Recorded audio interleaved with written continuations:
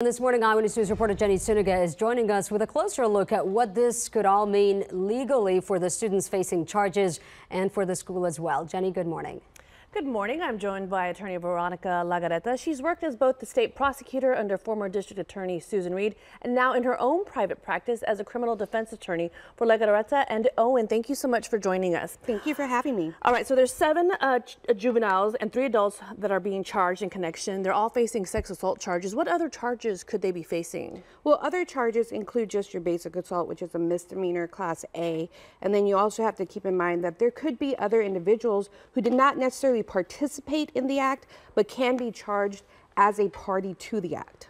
All right, now those juveniles, what are the odds? Could they be charged as adults? Well, in Texas, an individual is considered an adult when they reach the age of 17. However, the state of Texas can seek to certify these juveniles, in which case you have to look at the crime that was committed, the sophistication and maturity of the child, the history of the child, and whether or not there's a likelihood of rehabilitation in the current juvenile system. So a lot of things to consider. Yes. What about the school? Could they be held legally responsible? Because this allegedly happened, some of the incidents happened on campus. Well, you will have to look to see what the school knew, who was involved, had this happened before, did they have a history of this going on? What kind of policies do they have in place, and why were those policies put in place?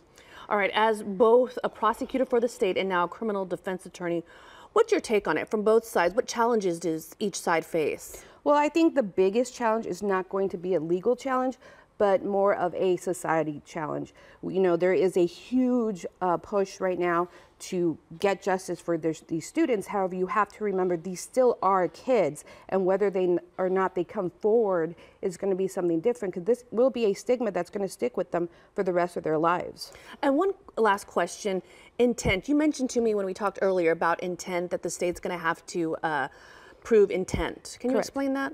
Well, intent's going to be a state of mind. Did they intentionally and knowingly commit the act, meaning through their actions? How can we tell that they intentionally did what it is they're being alleged to have done? All right, thank you so much for joining us. Veronica Legarreta, thank you so much. Barry, Sarah?